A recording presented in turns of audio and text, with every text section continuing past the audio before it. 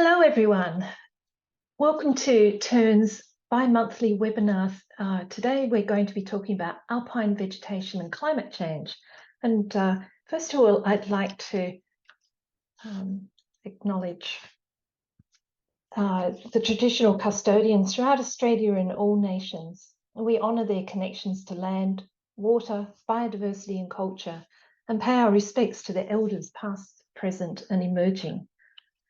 For those that don't know me, I'm Beryl Morris and I'm Director of TERN, which according to this slide is, and my experience, is providing world-class research infrastructure to monitor and understand changes to our environment and climate and enable predictions of future risk. We're funded by the Australian government through the INCRIS grant program, but we have many contributors, both financial and support in running TERN across the country, and we thank all of those people who make it possible to have TERN. So today we've got a very large number of speakers compared to what we normally have for our talk on alpine vegetation and climate change. And I thought I'd just take you through the order of speakers. If you want to know more about all of these plant ecologists, then I suggest you have a look at the registration information that was sent out. We're going to be started off with Professor Adrienne Nkocha from the Australian National University. Adrienne is a member of our Science Advisory Committee in TERN, and she's going to introduce the topic. And then we're going to hear from Catherine Pickering, Griffith University, newly anointed Dr. Geronimo Vasquez Ramirez from Deakin University. Congratulations. And then Professor Mark Hovenden from the University of Tasmania, Associate Professor Gwen Peer from the Australian National University, and then Adrienne will be back to us to finish off the talks. So I'm going to turn off my camera and I'm going to invite Adrienne to take it away. So thank you, Adrienne. Thanks, Beryl. Can you see me?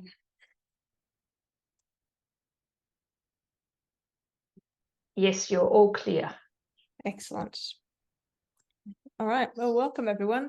We're going to start with just a broad overview of the mountains in Australia as by way of introduction, and then we've got 5 different stories about current contemporary research about alpine vegetation and climate change with a focus on Australia.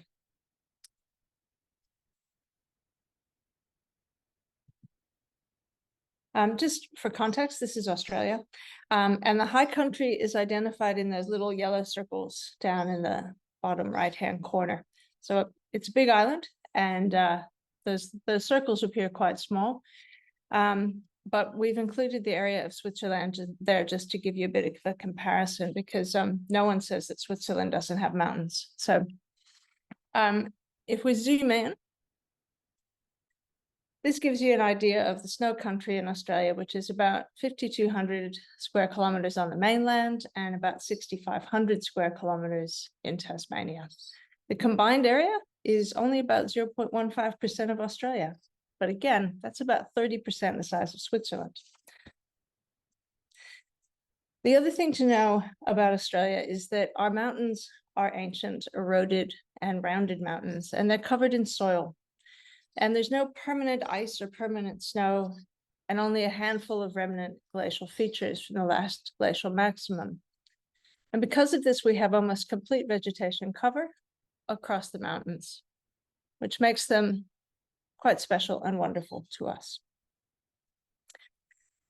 This figure gives you an idea of the change in snow cover in Australia since records began in 1954. And you can see there's obviously lots of interannual variability in snowpack with some big years and some poor years.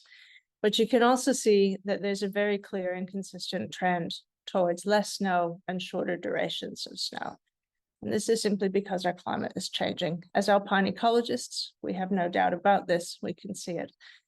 And therefore, we're really focused on catalyzing research on understanding how the system is going to respond over coming decades. We spent yesterday at a symposium that we ran here at the International Association for Vegetation Science in Coffs Harbour, talking about climate change and alpine vegetation with a global perspective. And so for the webinar today, we've just picked a subset of the talks that we gave at the symposium yesterday with a more Australian flavor. And to start off, Catherine Pickering is going to give us a bit of an overview of changing trends in alpine research. Over to you. Thank you. So as Adrian has highlighted, we're doing a little shuffle here in someone's room. So bear with us as we go through the logistics around this. I've got the big picture presentation. So I'm going to be talking about alpine vegetation and climate change research and insights from over 50 years of research globally. And this is partly work by a former PhD student of mine, Brodie Verrill. And so with this, just highlighting that Adrian set the scene for Australia, but globally, there are very small areas of alpine internationally, but they provide a whole lot of ecosystem services. They protect soil, water, biodiversity, culture for billions of people. And so what happens in alpine areas affects all of us, directly and indirectly. And as has been demonstrated already in the figure that Adrian put up, the area is rapidly changing due to climatic warming. Less snow, high temperatures, and more extreme events. And that has been reflected every time a new international panel for climate change report comes out. It's highlighted the severity of the effects, and now not predicted, but what's actually also happening. And with that, there's been increasing research interest in what happens in alpine areas. And so we did a particular methodology to review this, where there were thousands of papers. And we wanted to find out who publishes where and on what they've found and what comes next. And that shapes global, but also the national research.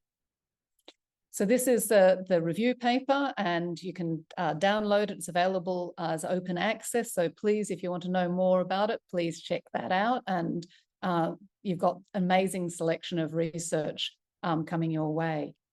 And in this, it used a methodology to search for all the different words that have been used to mean climate change or climatic warming or global warming or greenhouse, etc. And then all the different terms for alpine and then also for vegetation. And condensing over 3,143 publications, we then did an analysis of where people were from, the numerics around it, and also the themes in that research. Won't go too much into the methods around that, because if people are interested, it's available in the paper. But what I wanted to highlight here is the dramatic increase in research. And so you can see that reflecting the incredible importance of these alpine areas and the severity of change that it's occurring, the research has kicked off massively. And you can see that inflection point there. And so a previous review was done in 2009, but there are thousands more publications now. And it covers a whole range of different discipline areas, are interested in understanding how alpine areas, and particularly alpine vegetation, is changing. And with that, we're found really interesting in who's doing research. And globally, if you analyze who does research, it's often predominantly from the United States and then parts of Europe. But as you can see in the graph on the top right, there is a dramatic increase in research coming out of China on alpine areas. And in the figure on the bottom left, it shows where research is being conducted. And so the redder the country color, the more papers there are, and the blue indicates where there are alpine areas. And so you can see there's been that dramatic increase in research from China, but also you can see that there's important research being done in Australia, but important gaps are also shown where there's not proportional to the actual area of alpine globally. So we need more research, particularly from the global south and particularly from South America. When you analyze those papers, you can identify some really important themes in what's being done. And there's a whole lot of research in green here, highlighting about tree lines, forest, paleoecology. So looking back in time and using tree rings and other things, dendrochronology, to understand what happened in the past. And that's been really important for us to understand the history of these alpine systems and how they've been affected by climate in the past. Then in the sort of yellowy color, there is about grasslands, because alpine areas contain important grasslands. And increasingly, we can use methods such as remote sensing to understand these systems and understand how abiotic factors, things like climate and topography, etc., has an effect, but also anthropogenic human impacts in grasslands, because they are one of the areas that have been subject to changes in our use. So within alpine areas, that's one of the types of vegetation that's been mostly directly affected by grazing, etc. There's also in blue a whole lot of research on biodiversity monitoring, because we're really interested to look at documenting changes in alpine areas with the changes in climate, how they're adapting, the phenology, the biogeography, the location and distribution of species. And then in red, you can see that increased interest in Tibet, and that's looked at things like experimental warming, soil sciences, and environmental chemistry. So that's a quick summary of 3,000 plus papers. So it hopefully gives you an idea that there's a whole lot of research going on, looking at a whole lot of really important issues about how our alpine areas are predicted to change, but also how they're already changing. And with that, we've done an analysis. In the orange here is the relative alpine areas globally. So this is in millions of kilometers, and you can see that a huge part of the alpine area globally is actually in Asia, with a lot less in Europe, some in North America. Sadly, a tiny bit for us alpine ecologists in Oceania, including Australia, but a lot in South America. And what it's showing again is just highlighting that in the squares and the crosses, that there's a lot of research, but it's actually underrepresenting certain areas. So we are really lucky in Australia that we do know comparatively a lot about our alpine areas, but because ours differ to those elsewhere in the world, it's really important for us to continue to understand, because they are changing right now. So with this overall, what it's highlighting in future research is there's a lot of emerging methods and technology, the use of remote sensing, drones, AI, a lot more automated systems. And some of the results from some of the genomics and other analysis like that will be highlighted today. But it also has highlighted the importance of long-term ecological monitoring, which the TERN network is such a critical component for. And there are a range of international programs, Gloria, which is analyzing global summits, ITEC, which is looking at artificially warming alpine areas, and Mirren, which is a project looking at the spread of weeds and other plants into alpine areas along roads and trails. And that just highlights some of those key factors. We need more about extreme climatic events, landslides, collapses of glacial lakes, heat waves, drought, and fire in alpine ecosystems.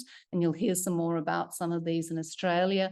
Certain effects of that. We're very obviously aware of drought and fire. It also highlights the importance of specialist vegetation communities and habitats that are influenced by periglacial processes, the very rare alpine vegetation types that are associated with the coldest, most icy conditions. And there's still not much known about those comparatively, but they're the ones that are in effect being affected most rapidly because they're most dependent on the most extreme conditions. And more research from South America, Canada, and Russia, but definitely more coming from Australia. And if you want to know more, there's that link to that paper. So now let's get on to looking at some detail of some international research that has also been done in Australia.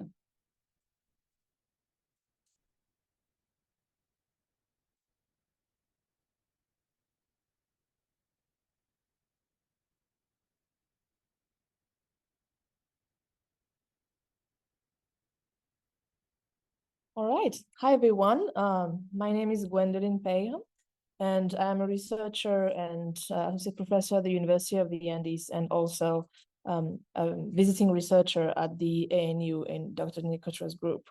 So I'm going to take you to Australia again, but we will see it from a different perspective. The idea is to look at environmental drivers and trends for plant turnover, both spatially and temporally in the Australian Alps. So just a little bit of context, as Professor Pickering was just stating, the alpine area worldwide is incredibly small. It's about 3% of the total land surface. Yet it is extremely diverse and hosts and harbors unique biodiversity. The biodiversity that you can find can be high because of the richness in plants and animals that are found there, but it can also be due to the heterogeneity in the landscape, which means that communities are going to change, both plant communities and animal communities put together to form whole ecosystems. So it is really worth studying those systems, especially because they are isolated in the world. So they're not only small, but very isolated geographically from one to the next, and highly vulnerable to change, specifically climate change. Why? Because simply they have nowhere to go. So once you are on a mountaintop, there is very little route that you can still continue on. You're basically at the top of your range. So I'm going to take you to a specific study which aims at looking at the present and future turnover in Australian plants in the alpine area. We will identify spatial turnover at present time and then predict changes under climate change scenarios. So very quickly, I'm giving you an overview of what we did in this study. We took mountain regions in the world, and here we're focusing specifically in Australia, looked at plant data in form of vegetation plot data, and from this plot data defined a study area that uses polygons and elevation masks. Once this is done, we related the plot vegetation data with topo-bioclimatic variables. So we use environmental data that could actually be used to see if there are good drivers of plant turnover in those areas. We assembled these two together, the plot data and the environmental data, into what are called the generalized dissimilarity models. The GDMs, what they do is basically model biological variation. In this case, it will be plant variation as a function of both geography and the environment. These models were fitted on the current distribution of the plant data, and then we predicted those changes into the future using different global circulation models and specifically two climate change scenarios, a moderate one, which is the SSP 370, and a severe one, that's the SSP 585. So let me take you a little bit into the region that we modeled. Unfortunately, we didn't have plot data at the time for Tasmania, so this is focusing on the Australian main range. This is one of the results that I can show you today. So what it means is, from the region that we modeled, we can actually look at different communities that separate from one another because they are distinct in terms of plant composition. So here it becomes kind of obvious that the Victorian Alps and the Burgong High Plains stand out from the rest due specifically to edaphic variables, but also climatic variables from the rest of the range. So in the Snowy Mountains, we also see that the Kosciuszko National Park is standing out. The turnover rate that we observed is actually quite high. It means that it's 0.76 on the range of 0 to 1. In other words, it means that the similarity in the plant communities that we see there is not higher than 24%. So the plant communities are not relatively similar in those areas. They're quite different among themselves. Now, if we look at what key variables are explaining this distribution and how the plant communities change in the landscape and how the turnover actually works, we can note several environmental variables that play a key part in explaining those variations. The first one would be geographic distance. So if two things are closer to one another, it obviously makes sense that they should be more similar. But at the same time, it doesn't explain everything. The environment is also key. So you can be very close to one another, but if one is on sedimentary rock and the other is on volcanic rock, obviously not the case here, but let's take this scenario, then you could have two very different plant communities on a very short distance. So in this case, the variables that we found to be key to explain such variation are the mean temperature, the aspect, and specifically the east-west orientation, the elevation itself, and the slope value.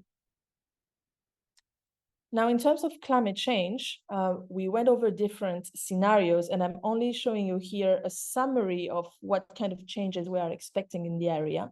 So the area that is subject to more changes in the future, according to our predictions, will be the Victorian Alps.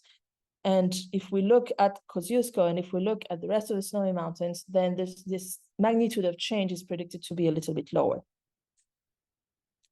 So what next steps for these projects?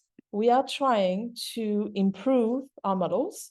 And to do that, obviously, we need to expand the study area, including the Tasmanian mountains and the rest of the Alpine area in main Australia. We also want to train the models with more temporal data. So at this stage, we've been using very recent data, but there is availability for following up that data in time, and that can actually help us improve the models. And finally, we want to explore different techniques that could be complementary to this one. In particular, we are interested in looking at composition changes from the species level. So what I'm showing you here is a map of a study that I conducted in Ecuador, because my main focus is the Andes. And as you can see, those three maps show very different trajectories for certain species that are at risk of extinction. So just to give you a very quick idea, if you look at the map in the middle, you will see that the species is predicted to go extinct over a certain period of time. In this case, it was between 2020 and 2100. In this case, the species has some distribution in the area at present, but according to climate, according to soil and the biotic interactions and the dispersal capacity, this species is predicted to go extinct. And because it is endemic and only located here, obviously it's at the highest risk of extinction. I put a little picture of that species so you can actually see who you're dealing with. And then the two other maps are showing different trajectories of species that are able to maintain part of their distribution in the future.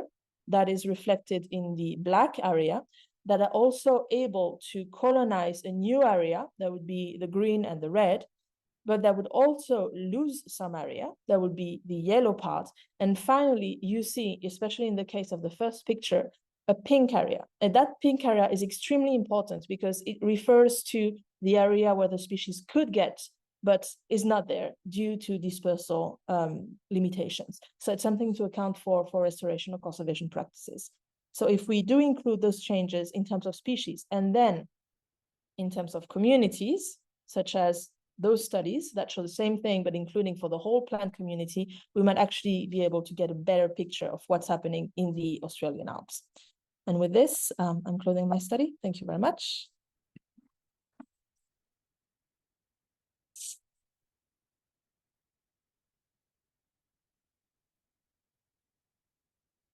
Okay, good day everyone. So I'm Mark. I'm from the University of Tasmania, the home of the, or called Lutruwita, the home of the Muwinina and the Palawa peoples.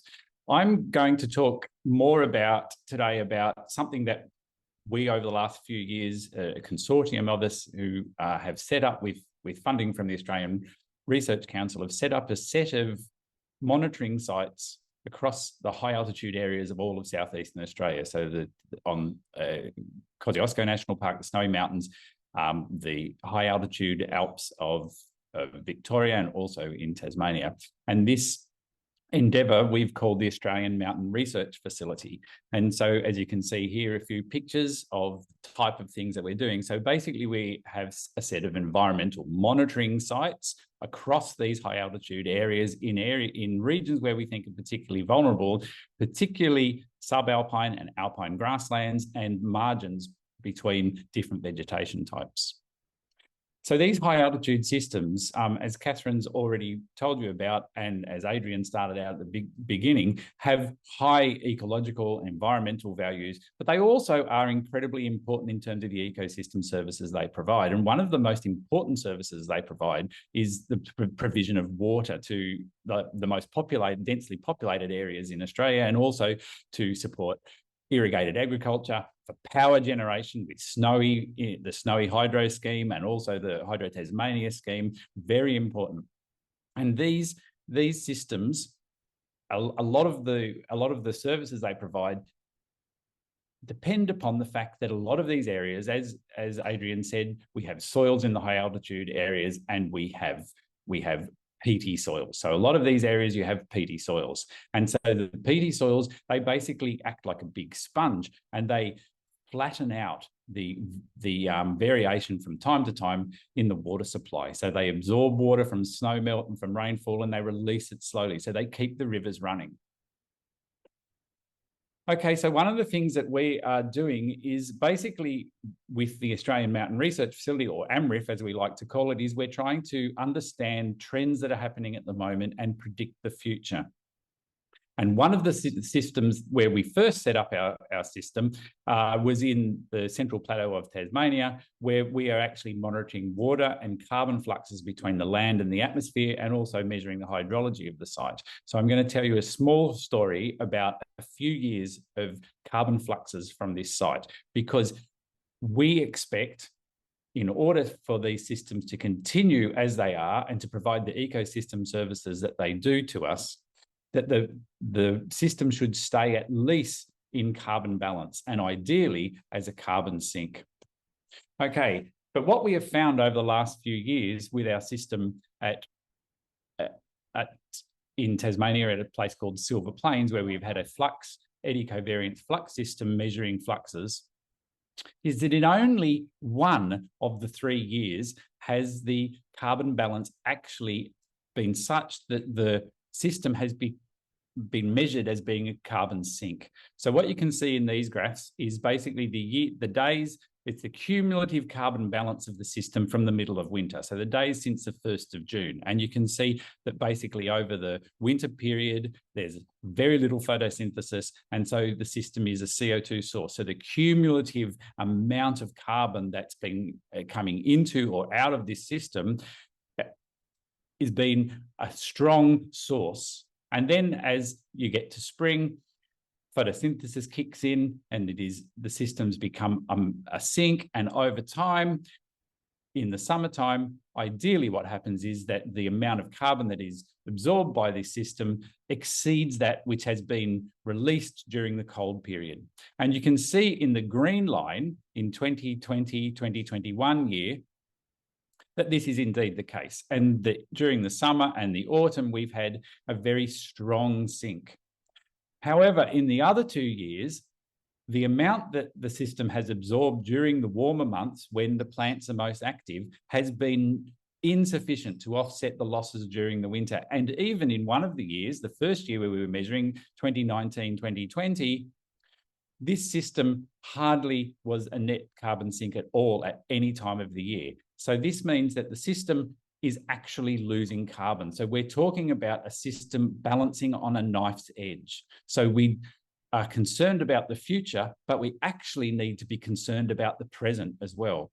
So when we add that up as an entire system over the whole year, you can see that in the year 2020, 2021, the system was a net sink of only 20 grams of carbon per square metre. In the other 2 years, it was a net source of carbon to the atmosphere. So in the year 2021, 2022, we released 19 grams of carbon for every square metre of ground surface. But in the year 2019, 2020, we actually emitted 67. So what's driving these patterns? What's driving this enormous difference from year to year in whether this system is actually a net sink or a net source of carbon dioxide? It seems that it's patterns in rainfall, and particularly when this rain falls, so precipitation patterns.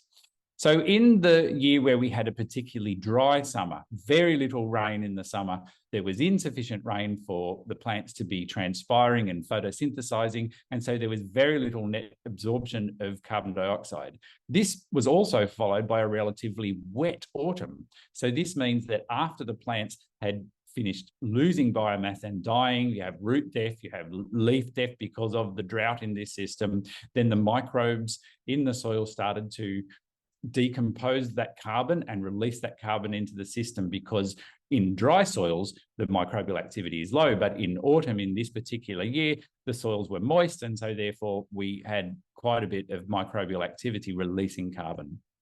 In contrast, in the year where we had a strong carbon sink, you can see that it was a relatively dry autumn. Well, it was basically an average autumn, but it was a lovely moist summer. And so that kept water in the system and allowed the plants to continue to photosynthesize right through the summer and continue to absorb carbon.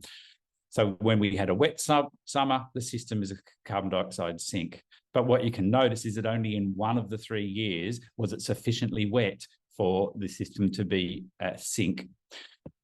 Okay, so we back this up by measurements of soil, of precipitation and soil moisture in all of our sites. So we don't measure fluxes at all of the sites, but we do measure fluxes at this particular site.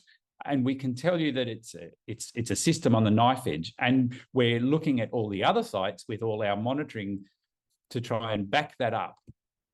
Okay, the other thing that we also do with AMRIF is we do experiments that mimic these changes that are predicted. So we do experiments where we warm, where we expose plants to reduce precipitation, where we give the system heat waves. And we're doing this in association with our environmental monitoring. So what AMRIF does is it provides near to real-time environmental data.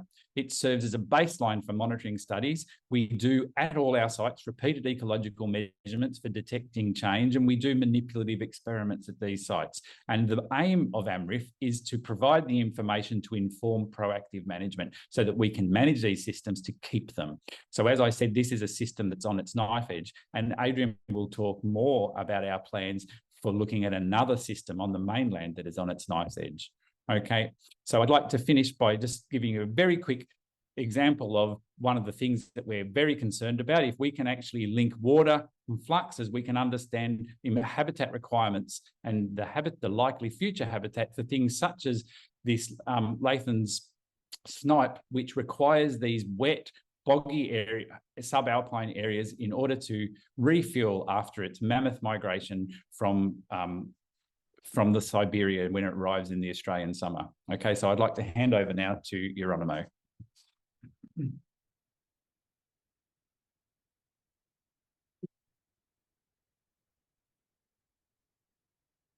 Hello, everyone.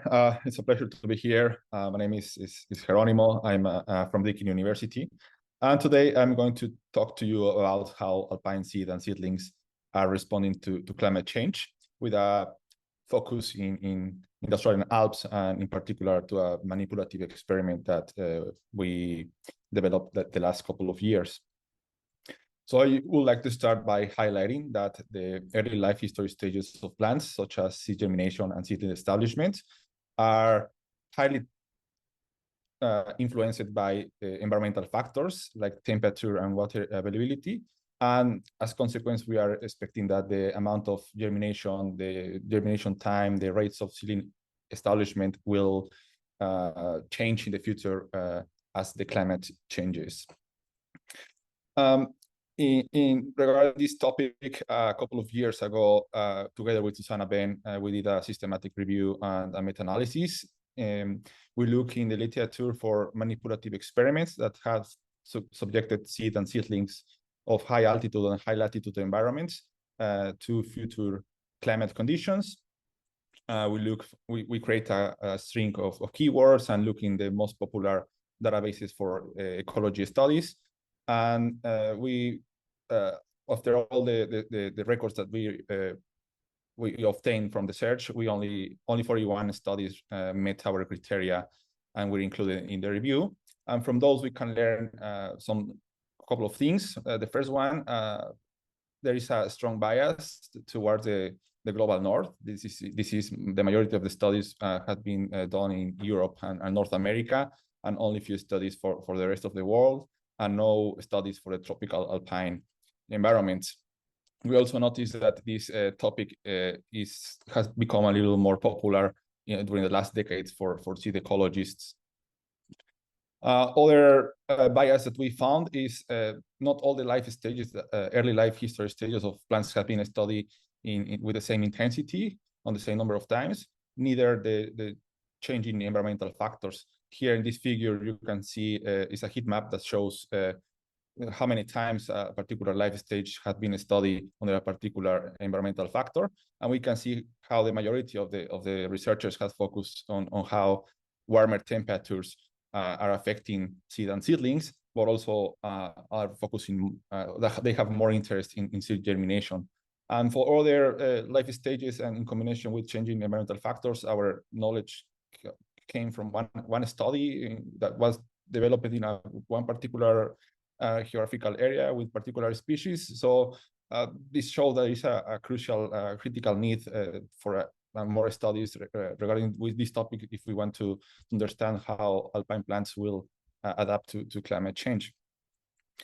So in order to try to help to fill these gaps, we designed a series of experiments that took place here in the Australian Alps. And today I'm going just to show the results of one particular study that is looking at how seed development, seed germination, and seed establishment will respond to a future warmer and drier environment that is predicted to be the new rule in Australian alpine ecosystems, and in combination with post-fire that are also expected to increase as consequence of warmer and drier environments.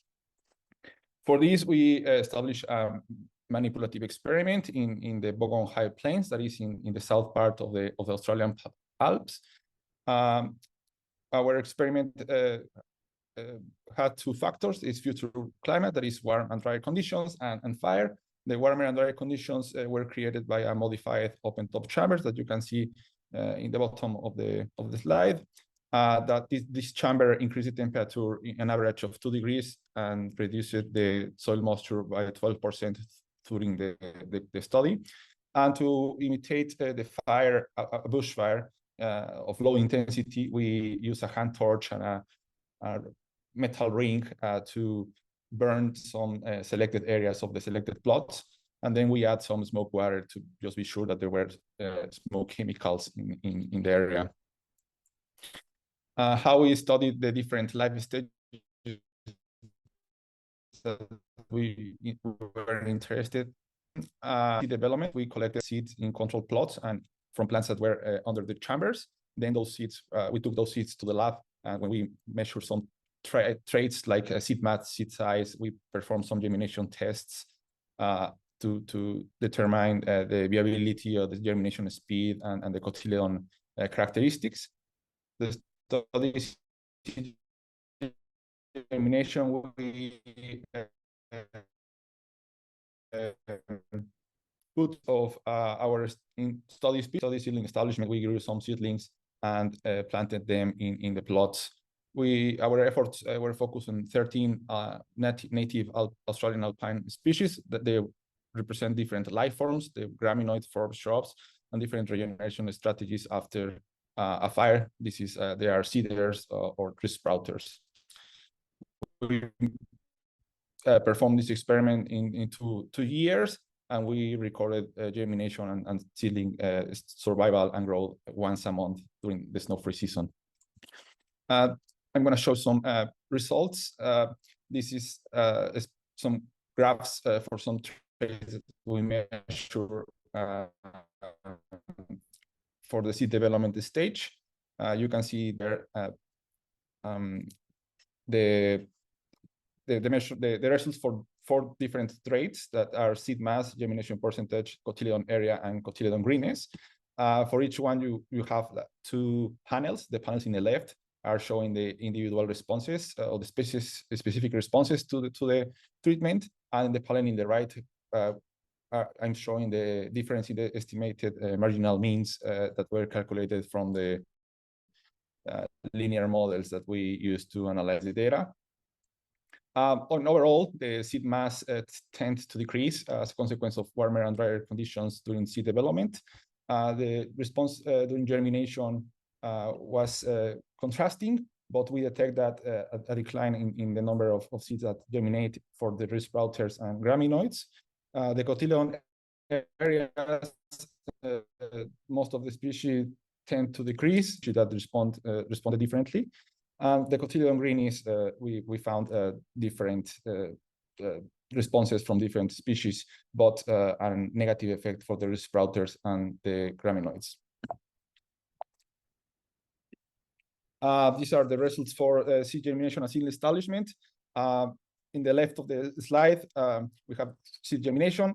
Overall, in this square on the bottom, we can see that germination was negatively affected by all of our experimental treatments, and also the germination patterns or germination time shift as consequence of future climate treatment that was warmer and drier conditions. Where in control plots, most of the germination was recorded in spring, and in the chambers, the germination was recorded in autumn. This is seedling mortality on the right of the slide. The fire treatment had a strong negatively effect on seedling establishment. We record high mortality events in the fire treatment during the mid period of the year. That is the warmest and the driest period of the snow-free season. And some take home messages. Like there's a need for more studies on this topic, targeting specific life stages and some specific geographical areas. Water availability will determine the net effect of warmer temperatures during the early life stages of alpine plants. We expect probably that in dry years, and also that in the future with warmer and dry conditions, seedling recruitment of Australian alpine species will be more restricted to the wet years. And now I will hand the screen to Adrian. Thanks, Geronimo. I'd like to use the remaining time that we have to talk about two projects that we're doing that make use of that Australian Mountain Research Facility infrastructure that Mark introduced earlier. Unlike the previous talks, these won't really have any results in them. More, I'm trying to give you a flavor of sort of where the research is currently heading, and how we're making use of that infrastructure, both the landscape monitoring components of AMREF and also the manipulative infrastructure. This is one of our beautiful iconic snow gums. This is Eucalyptus pauciflora, subspecies Nephophila, or Eucalyptus nephophila. And many of you will know this spectacular species that occurs at tree line and in the top sort of 300 meters below tree line in the Australian Alps. Many of you may also be aware that we're experiencing a dieback event throughout the Australian Alps, where the snow gums are being affected by both climate change and the impact of a bark-boring beetle that is killing a lot of our trees.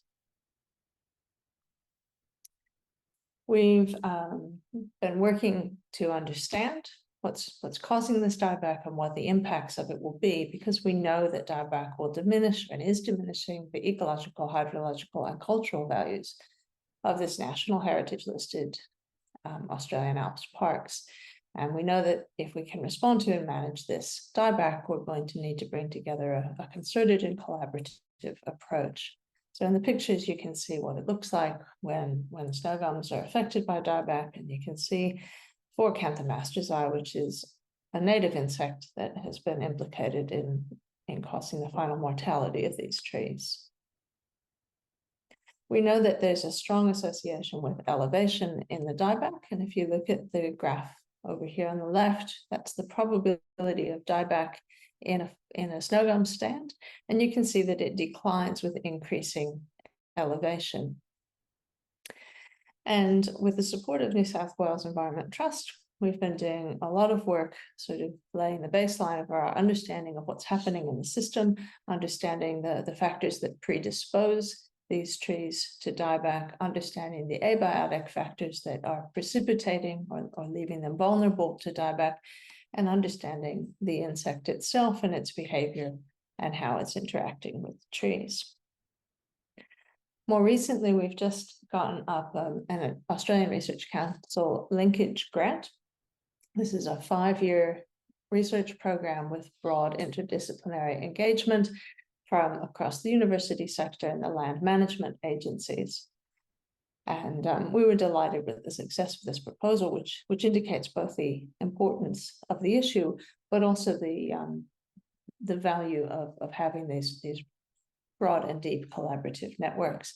There are lots of opportunities, I might say, for honors and PhD scholars, and we're keen to welcome other investigators as well. So if you're interested in this subject, please get in touch.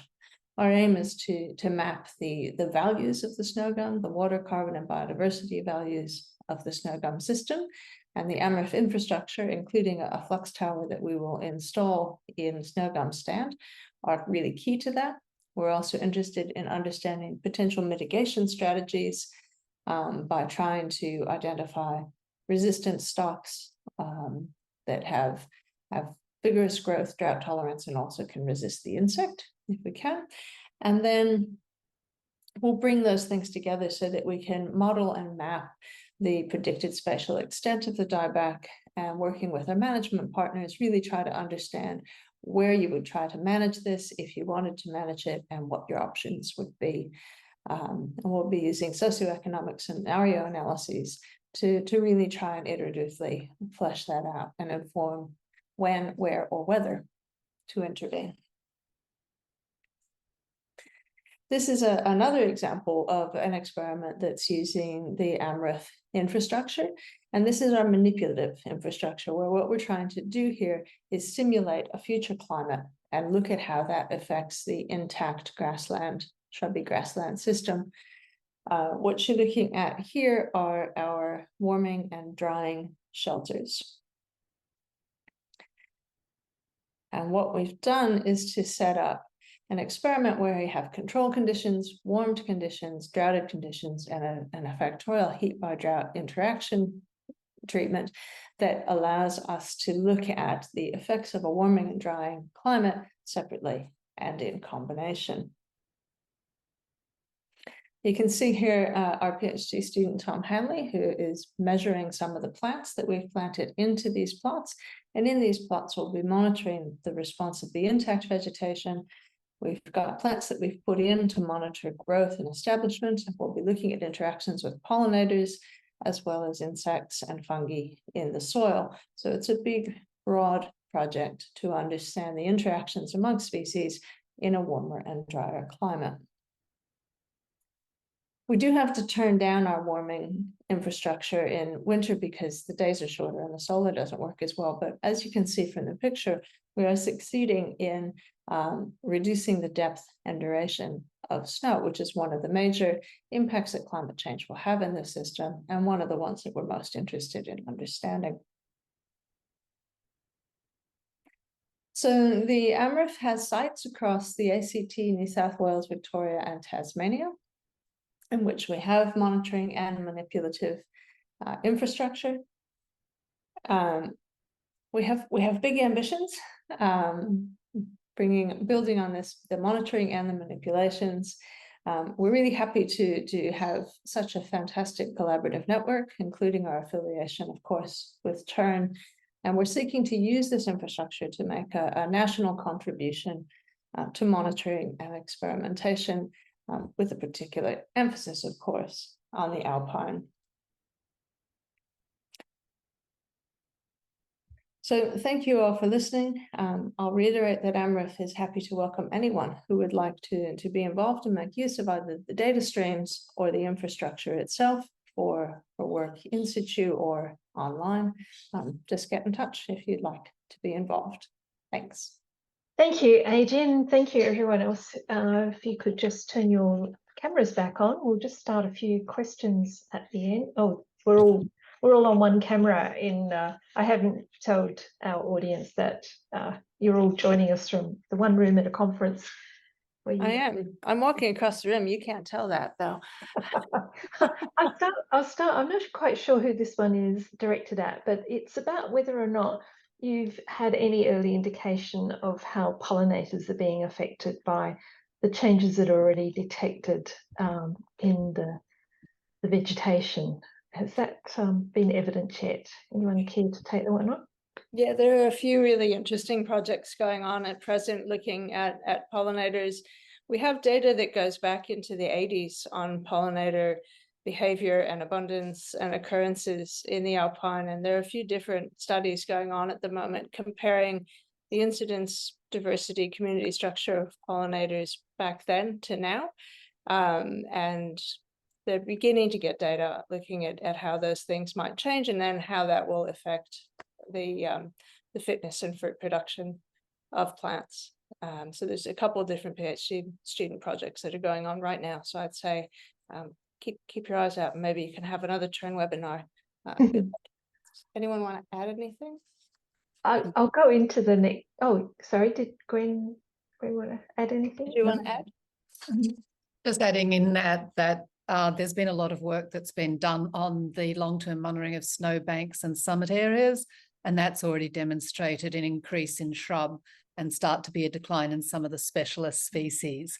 And also, very obviously, there have been some areas that have burnt, and that's had some really important effects on the ecologies of the system and the changes that are happening in the plants and also in some of the insects, etc.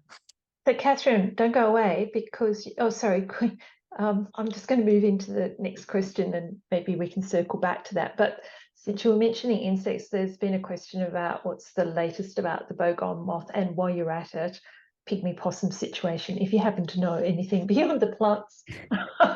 I have to say, you have talked to the mostly plant people, but I'll hand back over to Adrian, who might be able to update on cute mammals and the very unusual insects. Again, as Catherine said, we are the plant people. But I can tell you that from our insect colleagues, there's some really wonderful work going in this space on bogong moths. And over this La Nina period, they have rebounded. So the populations did crash at the end of the drought, and it wasn't clear whether that was because of effects in the mountains themselves or in their ranges where they overwinter in the lowlands, but they have been rebounding. And my understanding from the folks who do get to play with the cute little mammals is that there were not massive changes in the animal populations in response to that few years. But you know, as many of you will know, there's a really impressive program monitoring pygmy possum populations, and they're out there every year checking on those guys and seeing how they're going. So. Okay, I've got a question now for Mark, if he can slide into view. And Mark, you've been monitoring those flux changes, and the question is, could some of those changes be due to different soil types that happen between Tasmania, Victoria, New South Wales?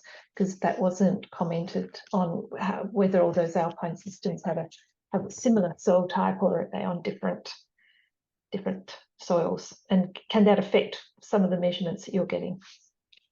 Okay, so the measurements well, obviously, yes, these sites are on different geologies and so different soil types. A lot of these are actually on organic soils though, so that makes it slightly less important than if on the mineral soils.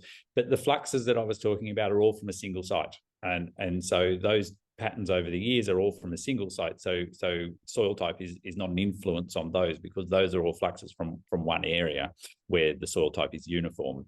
But it is something that we definitely figure in and we factor into our analyses when we're comparing other sites and making predictions for elsewhere, is that the soil type is a fundamental component of the ecological activities in these systems. Okay, stay there, because the next question is also for you. Because you talked about the subalpine habitats that relate, and the question is about, so there's obviously going to be a change in the water fall off from the alpine areas, and they flow through those bogs that you talked about. But has anyone had a look at the further on ecosystems and how much they're driven by the water runoff from the alpine and subalpine? People definitely are looking at that. That's beyond what I do, but so I can't really comment on it in great detail, but people are definitely looking at that and looking at stream flows and the impacts of changes to stream flow now and under predictions of future changes to precipitation. One of the things they aren't doing yet is factoring in changes that happen in the Alps themselves to mean that perhaps those fluctuations in stream flow will be greater. But people are actually doing that as part of our group. That we even have a group as part of AMRIF that's actually looking at water temperature and water flow impacts on those freshwater systems. Okay, now we do have a Q&A about, is there any phenological change in terms of productivity? I don't know whether that one's Adrian or you or somebody want to take it on? You can have a go. Do you want to talk about phenology or should I talk about phenology? Okay. No, but we're arguing about who gets this one. Phenological change in terms of productivity, are there any? I think that the productivity question is one that's sort of been touched on already by Mark. In terms of phenology, there are changes in patterns of flowering time. Our fabulous colleague Ken Green has been monitoring flowering time in the mountains for absolute decades now. And those of us who are on Ken's email list get an email every week during summer telling us what's in flower. And there are shifts that are occurring in timing of flowering. One thing I think is quite interesting to mention is that when we do these warming experiments, like the ones that I was talking about and the ones that Mark was talking about, you can actually see even within one season a shift in flowering time. And we had an honors student last year working on that future clem warming experiment who showed that flowering shifted by a couple of weeks just with that warming event that we were imposing. I think Catherine has something to add as well. And then I've got a question for Catherine when she's finished that one. Okay, so just a experiential go to the mountains, see the beautiful flowers. As has been mentioned, Ken Green has been monitoring these as a fantastic example of natural history. And what he's demonstrated and what has happened for a whole lot of us going in the summer to do our field work is it used to be the peak time of flowering was the January long weekend, and particularly the Kosciuszko Alpine area. So that'd be the peak time to go there. You'd see them. Now you go up there and in many years, you're pretty late. You might be seeing the gentians coming the last of the species to flower. If you actually want to see the peak flowering, you have to come a lot earlier, even starting to get to be Christmas time. And so that's just an experiential way of, as tourists or people doing research, that we're noticing some of that shift in those flowering. But as was been mentioned, there's a whole lot more specific detail going on in recording those changes over time. The key thing is having those long-term data sets and being able to maintain them. So, Catherine, while you're there, question about invasive vegetation, because there was talk about a plant that was going extinct. Has there been evidence of sort of invasives taking advantage of the missing plants? Yeah, so we've got a problem in alpine areas. The more we disturb them, the more we favour weeds and invasive species. And there's been a long history of that in the Australian Alps with cattle grazing, also in the Alps in Tasmania around that with hard-hoofed animals. They're not adapted, as you can see in the picture behind, near complete vegetation cover, lovely deep soils, not good with hard hooves. So we've had a whole problem with more and more invasive species getting up. And there are some big programs that are being run by the national parks to try and restrict and remove things like hawkweed, etc. And there's a lot of research going about what we can do as individual tourists when we go there. And one of the big things is stay on the tracks if you can, and clean your shoes and clean your bike if you go up there with the mountain bikes. There's some practical things because we do know that tourists totally unintentionally, we can carry weeds in there and then we can trample and damage. And then the other thing, I hate to say it, is those horses and deer, not good. Not good in all sorts of ways, including spreading weed seed and disturbing ecosystems, damaging some of those processes that Mark's talked about in the wetlands, and also contributing to problems of favouring the weeds over natives. And I have two more questions, and they'll have to be really lightning quick. One is for Geronimo on your seed experiments, and the last one's for Gwen, if she can get queued up ready. The frequency of fire, do you have any feeling yet of whether that will actually prevent seed set because physiologically they can't tolerate the cycle of increased fire frequency? You can say yes or no. Yes. Yeah, yeah, yeah, yeah. Fire So is we may actually get some plants unable to reproduce because they've been hit too often to be able to physiologically reproduce. to hit, and also fire will favor germination and establishment of some particular life forms like shrubs. Mm. And shrubs also are more flammable, and they will make fires worse and more intense. So it will be a feedback loop over there. Yeah, okay, thank you. And Gwen, this last question is for you before we finish the questions. And the question has been, what's your feeling about how transferable is this knowledge from the Australian alpine systems to other international studies that are happening, or are we just too different in Australia to be relevant to the international alpine ecology studies? No, not at all. Actually, the methods are very easily transferable. You just need to ensure that the data quality and availability is sufficient in the other areas. The results cannot be transferable, but we can learn a lot from the Australian Alps and the trajectory they were going to take. And actually, you know, in similar systems, see how we can use those results to anticipate change. It doesn't mean that we can rely on the results to understand what's going to happen there, but we can see what's happening and how to actually deal with change. Thank you very much. We do still have some questions sitting there, but because we've reached our time, we're going to answer them offline to everyone. So apologies if your question didn't get answered, but I'll just take this moment to say thank you to all of our speakers. You have been fantastic. And also just to say that our next TERN webinar is on the 1st of November. We're talking about an integrated Earth, and we hope that we will have you online. And just try and get my screen to work. And thank you, everyone. It's been a fabulous afternoon or morning or wherever you are in the world, because we have had people from all over the world join us. We'll look forward to seeing you again sometime soon. Thank you.